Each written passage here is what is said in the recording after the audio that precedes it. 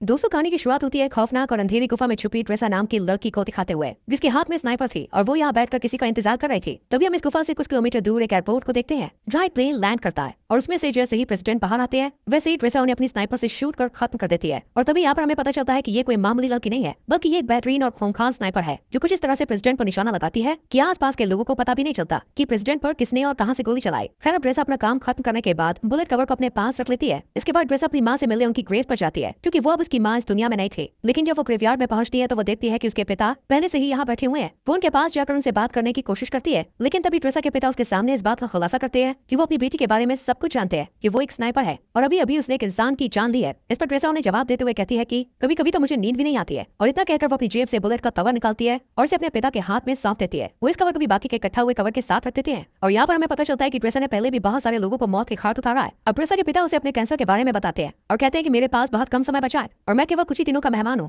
लेकिन आने वाले दिनों में अगर मैं नहीं मरा तो इस वैलेंटाइन डे के दिन मैं खुद अपनी जान ले लूंगा। इस सुनते ही ट्रेसा के पैरों तले जमीन खसक जाती है और वो अपने पिता को ऐसा करने से मना करती है, लेकिन वो भी ट्रेसा से यही कहते हैं कि हम दोनों की आखिरी मुलाकात है और शायद हम ना मिले। वही दूसरी तरफ हम लिवाई नाम के एक आदमी को देखते हैं जिसे उसके बुरे सपनों ने परेशान कर रखा है, इसलिए लिवाई समुद्र के किनारे बैठकर अक्सर पोयम लिखता है और आज भी वो यही बैठा हुआ होता है। तभी लिवाई के पास अचानक एक मैसेज आता है जिसमें उसे एक एड्रेस पर आने के लिए कहा जाता है। लिवाई मैसेज पढ़ते ही तुरंत अपनी गाड़ी यहाँ से लेकर निकल जाता है और उस एड्रेस पर पहुंच जाता है। वो जैसे ही घर के अंदर एंटर करता है तो यहाँ उसकी मुलाकात एक लेडी से होती है जिसका नाम होता है बार्थोलोम्यू। और इन दोनों की बातों से हमें पता चलता है कि लिवाई पहले मिलिट्री में एक स्नाइपर हुआ करता था, लेकिन अब उसने इस काम से रिटायरमेंट ले लिया और अपना ज्यादातर समय घर पर ही बिताता है। यहाँ बार्थो लिवाई से बात करती है और उसे एक नया मिशन सौंपते हुए कहती है कि मैं तुम्हें किसी दूसरी जगह भेजना चाहती हूँ, क्योंकि तुम्हें बहुत अच्छे स्नाइपर हो, इसलिए ये काम सिर्फ तुम ही कर सकते हो। साथ ही वो लिवाई से ये भी पूछती है कि क्या तुम्हारी फैमिली में कोई ऐसा है जो तुम्हारे जाने के बाद तुम्हें मिस करे, क्योंकि हो सकता है कि तुम वहाँ जाने के बाद उन्हें कभी न मिल पाओ। ये सुनकर लिवाई थोड़ा सोच में पड़ जाता है और बार्थो से कहता है कि मेरी फैमिली में ऐसा कोई नहीं है और मैं अकेला रहता हूँ। इसके बाद बार्थो से मिशन की सारी जानकारी बाद में देने का कहती है। इसके बाद लिवाई को बेहोश कर दिया जाता है और जब उसकी आंख खुलती है तो वो अपने आप को एक प्लेन में पाता है, लेकिन लिवाई को अब तक ये नहीं पता था कि उसे मिशन के लिए कौन से देश ले जाया जा रहा है। इसलिए वो प्लेन में मौजूद स्टाफ से जब ये बात पूछने की कोशिश करता है तो सभी उसकी बात को इग्नोर कर देते हैं, पर एक पायलट आकर लिवाई को बताती है कि तुम्हारी डेस्टिनेशन आ चुकी है और अब वो उसे यही लैंड कराने वाले हैं। साथ ही वो लिवाई से ये भी कहती है कि तुम्हें अपनी मंजिल तक पहुंचने के लिए यहाँ से कम 32 किलोमीटर पैदल चलकर जाना होगा, तभी तुम उस जगह पर पहुंच पाओगे जहाँ से तुम्हें इस मिशन को अंजाम देना है। इतना कहने के बाद वो लिवाई को एक पैराशूट देती है जिसे पहनकर वो प्लेन से नीचे बर्फ पर कूद जाता है और फिर धीरे धीरे आगे बढ़ने लगता है। लिवाई को पैदल चलते चलते अब 2 दिन बीत जाते हैं और 2 दिन बाद आखिरकार वो अपनी मंजिल तक पहुंच जाता है, जहाँ सबसे पहले उसकी मुलाकात ड्रीडी नाम के एक आदमी से होती है जो उसे एक वॉच टावर की तरफ ले जाता है और उसे बताता है कि अगले 1 साल तक तुम यहीं पर काम करोगे। मैंने भी यहाँ पर 1 साल तक काम किया है, लेकिन अब मेरा टाइम पूरा हो चुका है, इसलिए अब तुम्हें ये काम सौंपा गया है। हालांकि लिवाई को अभी समझ नहीं आ रहा था कि आखिर उसे क्या काम करना है। यही सवाल जब वो जेडी से पूछता है तब वो उसे बताता है कि यहाँ एक बहुत ही गहरी खाई है जिसे जॉर्ज नाम दिया गया है, बस लिवाई को इसी की पहरेदारी करनी है और कुछ भी नहीं करना है। इसके बाद वो लिवाई को यहाँ के रूल्स बताते हुए कहता है कि वो महीने में सिर्फ 1 बार ही लोगों से कॉन्टैक्ट कर सकता है और उसकी टावर का नाम वेस्ट टावर है, जो कि दूसरी तरफ एक ईस्टर्न टावर भी मौजूद है, लेकिन वहाँ के लोगों से लिवाई को किसी भी तरह की कोई बातचीत नहीं करनी है, क्योंकि उसका काम सिर्फ अपने मिशन पर ध्यान देना है और ईस्टर्न टावर वाले भी केवल अपने मिशन पर ही फोकस रखते हैं। साथ ही वो लिवाई को ये भी बताता है कि वो 1 साल तक किसी से भी कॉन्टैक्ट नहीं कर सकता है और यहाँ एक ऑटोमेटिक गन भी है जिसे हर रोज लिवाई को रीलोड करना होगा अगर उनमें गोलियां नहीं है तो। इसके अलावा नीचे बहुत सारी माइंस भी है, अगर उनमें किसी तरह का कोई विस्फोट होता है तो लिवाई को उन्हें भी देखना होगा। हालांकि लिवाई को अब तक समझ नहीं आ रहा था कि आखिर उसका मिशन है क्या, इसलिए वो जेडी से पूछता है कि क्या मेरा काम यहाँ पर आने वाले लोगों को जॉर्ज के करीब जाने से रोकना है। इस पर जेडी कहता है नहीं, जो चीज जॉर्ज के अंदर है उसे ऊपर आने से रोकना है। फिर वो एक छोटा सा बम उठाता है और उसे खाई यानी जॉर्ज के अंदर फेंक देता है। जैसे ही धमाका होता है अचानक खाई से एक बहुत ही डरावनी और अजीब सी आवाज सुनाई देती है जो किसी मॉन्स्टर की तरह लग रही थी। और यहाँ पर हमें इस खाई की असलियत का पता चलता है कि इसके अंदर कोई छोटी मोटी या मामूली चीज नहीं है, बल्कि कुछ बेहद ही खौफनाक छुपा हुआ है। इसके बाद जेडी लिवाई से कहता है कि जो चीजें जॉर्ज के अंदर छुपी हुई है उन्हें हेरोइन कहा जाता है और तुम्हें उन्हें ऊपर आने से किसी भी हाल में रोकना होगा।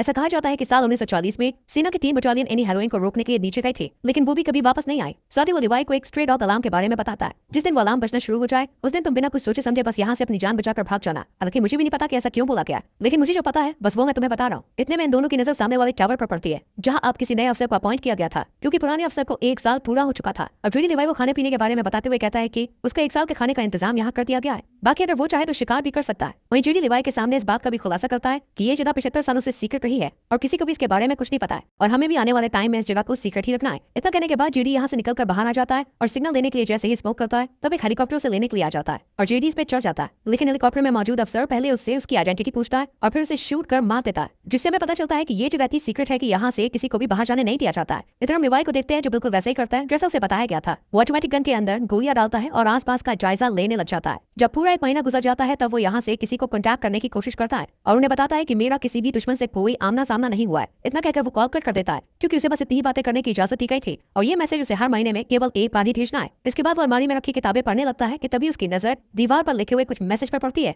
जो यहाँ रहने वाले इंसानों ने अपने अपने एक्सपीरियंस के हिसाब से लिखे थे। इन्हें पढ़ने के बाद लिवाई बाहर आ जाता है और एक टेलीस्कोप की मदद से दूसरे टावर को देखने की कोशिश करता है जहाँ से एक लड़की बैठी हुई दिखाई देती है जो कि कोई और नहीं बल्कि ड्रेसा ही थी। ड्रेसा की खूबसूरती देखकर लिवाई उसे देखता ही रह जाता है लेकिन बात करने की कोशिश नहीं करता क्योंकि उसे दूसरे वॉच टावर से कॉन्टैक्ट करने के लिए मना किया गया था। इसी तरह लिवाई को यहाँ 2 से 3 महीने बीत जाते हैं और अब ड्रेसा भी इसके बारे में जान चुकी थी। इसलिए एक दिन जब उसका बर्थडे होता है तब वो लिवाई से बात करने का फैसला करती है और एक पेपर पर लिखकर लिवाई से उसका नाम पूछती है। ये देखने के बाद वो भी एक बोर्ड उठाता है और उसके जरिए ड्रेसा को बातचीत करने से मना करता है लेकिन ड्रेसा फिर भी उसे अपना नाम बता देती है जिसके बाद लिवाई भी ज्यादा ना सोचते हुए अपना नाम लिख देता है और इस तरह दोनों में दोस्ती हो जाती है। एक दिन जब लिवाई को पता चलता है कि ड्रेसा एक स्नाइपर है तो वो उसका टेस्ट लेने के लिए उसके सामान पर निशाना लगाता है जिसके बाद ड्रेसा भी अपने आप को प्रूव करने के लिए स्नाइपर उठाती है और उसके वॉच टावर पर निशाना लगाती है। लेकिन तभी उसकी नजर कुछ मॉन्स्टर पर पड़ती है जो कि खाई में से बाहर आ रहे थे। वो जल्दी से लिवाई को इशारा करके ये बात बताने की कोशिश करती है जिसके बाद वो उन मॉन्स्टर पर ताबड़तोड़ फायरिंग शुरू कर देता है लेकिन उनकी तादाद बहुत ज्यादा थी इसलिए ड्रेसा भी लिवाई की मदद करती है और अपने वॉच टावर से ही उन मॉन्स्टर का खात्मा कर देती है। पर इसी दौरान एक मॉन्स्टर उसके पास पहुंच जाता है जो देखने में आधा इंसान और आधा जानवर जैसा था। ड्रेसा जब उसे देखती है तो वो अपनी जान बचाने के लिए उस पर गोली चलाने की कोशिश करती है लेकिन कोई फायदा नहीं होता और वो मॉन्स्टर लगातार ड्रेसा की तरफ बढ़ता रहता है लेकिन सही वक्त पर लिवाई उसे शूट कर उसकी जान ले लेता है और ड्रेसा को बचा देता है। इसके बाद अगले दिन लिवाई माइंस के अंदर जाता है जहाँ अचानक खाई में से एक छोटा सा ड्रोन निकलता है और उड़कर यहाँ से चला जाता है लेकिन उसके जाने से पहले लिवाई और ड्रेसा दोनों इसे देख लेते हैं लेकिन इन्हें पता नहीं होता कि आखिर ये है क्या। इस तरह इन दोनों को यहाँ कुछ महीने और बीत जाते हैं और अब दिसंबर का महीना शुरू हो चुका था जहाँ एक दिन अब लिवाई ड्रेसा से मिलने का फैसला करता है और वो अपने आरपीजी में जहाँ मिसाइल डाली जाती है उस जगह पर एक रस्सी को बांध देता है। उसे ऐसा करते हुए ड्रेसा भी देख लेती है लेकिन उसे भी समझ नहीं आता कि आखिर लिवाई करना क्या चाहता है। इतने में लिवाई इस मिसाइल को दूसरी तरफ छोड़ देता है जो कि एक रस्सी के सहारे बंधी हुई थी और ये रस्सी ड्रेसा के पास पहुंच जाती है जिसके बाद वो इसे एक पेड़ से बांध देती है और फिर लिवाई इसके सहारे यहाँ से दूसरे वॉच टावर तक पहुंच जाता है। इधर ड्रेसा जब उसे देखती है तो उसे बहुत ज्यादा खुशी होती है पर वो लिवाई को गले लगाने से पहले उसे नहाने के लिए कहती है और खुद सीसीटीवी कैमरे की मदद से लिवाई को नहाता हुआ देखती है। इसके बाद दोनों एक दूसरे से बहुत सारी बातें करते हैं और इस दौरान ड्रेसा लिवाई से पूछती है कि तुमने सबसे लंबा शॉट कब मारा था। इस पर लिवाई बताता है कि मैंने 3240 मीटर दूर से एक आदमी को मार गिराया था और पहले मैं मरीन में काम किया करता था। इसके बाद वो ड्रेसा से पूछता है कि आखिर इस जगह में ऐसा क्या है जो इसे इतना सीक्रेट रखा गया है। तो ड्रेसा उसे ज्यादा ना सोचते और अपने काम से काम रखने के लिए कहती है। साथ ही उसे अपने पिता के बारे में भी बताती है जो शायद अब तक मर चुके होंगे। इसके बाद वो म्यूजिक प्ले करती है और लिवाई से डांस करने के लिए कहती है जिसके बाद दोनों साथ में डांस करते हैं और एक दूसरे के करीब आकर यही सारी हदें पार कर देते हैं। इसी दौरान लिवाई ड्रेसा को अपनी कविताओं के बारे में बताने लगता है और उसे कहता है कि मैंने तुम्हारे लिए भी पोएम लिखी है। इतना सुनते ही ड्रेसा उसे पोएम सुनाने के लिए कहती है लेकिन लिवाई उसे ये कहकर मना कर देता है कि जब हम दोनों यहाँ से निकल जाएंगे तो मैं तुम्हें वो पोएम दे दूंगा। अब सुबह होते ही लिवाई यहाँ से जाने का फैसला करता है लेकिन जैसे ही वो बीच रास्ते में पहुंचता है तो देखता है कि मॉन्स्टर उसके वॉच टावर पर चढ़ना है। वो टावर पर लगी माइन से जब वो टकराते हैं तो एक बहुत बड़ा धमाका होता है जिसमें लिवाई की रस्सी जल जाती है और वो इस खाई में गिर जाता है। इधर ड्रेसा भी ये सब देख रही होती है इसलिए वो लिवाई को बचाने के लिए जल्दी से पैराशूट लेती है और बिना कुछ सोचे समझे खाई में कूद जाती है। जिसके बाद हम ड्रेसा को एक नदी में बहते हुए देखते हैं जो कि इसी खाई के अंदर मौजूद थे। वो किसी तरह अपने आप को बचाकर किनारे तक ले आती है। वहीं हम लिवाई को एक पेड़ से लटका हुआ देखते हैं जहाँ अचानक एक बड़ा सा केकड़ा आकर उस पर हमला कर देता है जिस वजह से लिवाई पेड़ से नीचे गिर जाता है और यहाँ उसे पेड़ की जड़ें पूरी तरह से चकर लेती है। इससे पहले कि वो लिवाई को नुकसान पहुंचा पाती यहाँ ड्रेसा आकर उसे बचा लेती है और ये दोनों इस जगह को देखने लगते हैं कि तभी यहाँ कुछ हॉलोमैन घोड़े पर सवार होकर आते हैं और इन पर हमला कर देते हैं। लेकिन लिवाई और ड्रेसा इनसे डरने के बजाय इनका डट कर मुकाबला करते हैं और 2 हॉलोमैन को मार गिराते हैं लेकिन ये वहाँ से भाग जाता है। इधर लिवाई ने जिस हॉलोमैन को मारा था वो उसे चेक करने के लिए उसके पास आता है तो देखता है कि इसने वर्दी पहनी हुई है।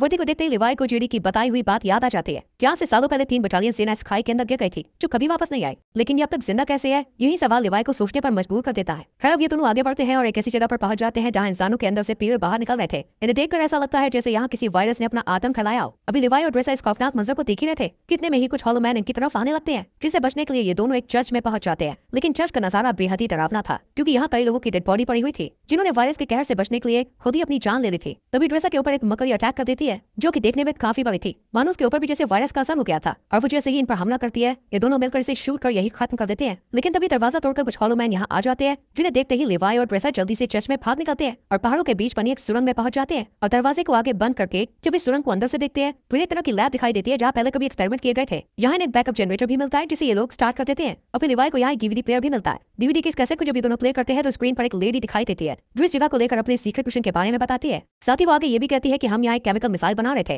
जिसमें बहुत सारे लोग मिलकर काम कर रहे थे लेकिन एक दिन जब इस जगह पर भूकंप आया तो भूकंप की वजह से जो मिसाइल हमने तैयार की थी वो लीक होनी शुरू हो गई और इस तरह ये केमिकल आसपास फैल गया जिसकी वजह से कई लोग इन्फेक्टेड हो गए और मैं भी इन्फेक्टेड हूँ। हालांकि उन्होंने ये बात मिलिट्री को भी बताई थी और कहा था कि इस जगह के ऊपर बमबारी करके इसे डिस्ट्रॉय कर दिया जाए ताकि केमिकल बाहर कहीं ना फैल सके, लेकिन मिलिट्री ने इनकी बात पर गौर नहीं किया। इस लेडी की बातें सुनने के बाद अब लिवाई और ड्रेसा को सब कुछ समझ में आ जाता है, इसलिए ये सुरंग को और करीब से जानने की कोशिश करते हैं और तब इन्हें यहाँ एक नए जमाने का कंप्यूटर मिलता है जो कि काफी अजीब बात थी। इसलिए ये इस कंप्यूटर को ऑन करने का फैसला करते हैं और इसमें मौजूद इन्फॉर्मेशन को देखकर एकदम हैरान रह जाते हैं, क्योंकि इसमें एक डार्क लैब नाम की कंपनी के बारे में पता चलता है जो कि पैरामिलिट्री बनाने का काम करती है। वो यहाँ से इन्फेक्टेड लोगों के सैंपल ले जाती है और उनसे अपने सोल्जर को सुपर सोल्जर बनाने का काम करती है। इसलिए कोई भी देश इस जगह को पूरी तरह से मिटाना नहीं चाहता है। साथ ही लिवाई को ये भी पता चलता है कि ये जो खाई है ये 4.2 किलोमीटर लंबी है। इसके बाद ये दोनों जैसे ही यहाँ से बाहर निकलते हैं, अचानक एक हॉलो मैन इनके ऊपर हमला कर देता है और ड्रेसा को रस्सी से बांधकर खींचते हुए अपने साथ ले जाता है। हालांकि वो रस्सी को काटने की कोशिश करती है लेकिन कोई फायदा नहीं होता। इधर लिवाई भी इसे ढूंढने के लिए इधर उधर भटकता रहता है और एक ऐसी जगह पर पहुंचता है जहाँ एक बहुत बड़ी मिसाइल मौजूद थी। वही हम ड्रेसा को एक पेड़ से लटका हुआ देखते हैं और वो हॉलो मैन भी उसके सामने ही खड़ा होता है, जिससे ड्रेसा उसे खोलने के लिए कहती है, लेकिन वो जब उसकी बात नहीं सुनता तो वो खुद ही किसी तरह अपने हाथों को खोलकर उस पर अटैक कर देती है। काफी देर तक इन दोनों में लड़ाई जारी रहती है। इतने में ही यहाँ लिवाई भी आ जाता है और हॉलो मैन को शूट कर ड्रेसा को बचा लेता है, लेकिन जब वो वर्दी पर उसका नाम देखता है तब उसे पता चलता है कि वॉच टावर पर पहरेदारी देने वाला ये पहला इंसान था जो बाद में इन्फेक्टेड हो गया। इसलिए ये दोनों अब यहाँ से निकलने का फैसला करते हैं और यहाँ खड़ी एक कार के अंदर नई बैटरी डालकर उसे एक रस्सी से बांध देते हैं। जैसी कार ऊपर की तरफ जाने लगती है, अचानक यहाँ बहुत सारे हॉलो मैन आ जाते हैं और इन पर हमला कर देते हैं और ये दोनों अपनी स्नाइपर से इनमें से कई हॉलो मैन को मौत के घाट उतार देते हैं। लेकिन एक वक्त पर आकर जब इनकी गोलियां खत्म हो जाती हैं तो ये इनमें आग लगा देते हैं और ये पहाड़ी पर पहुंचकर इस कार को भी नीचे धकेल देते हैं और फिर ये किसी तरह ईस्टर्न टावर तक पहुंच जाते हैं। लेकिन इन्हें इस बात का डर होता है कि इनमें से कोई इन्फेक्टेड ना हो गया, इसलिए लिवाई अगले दिन रस्सी की मदद से अपने वॉच टावर पर पहुंच जाता है,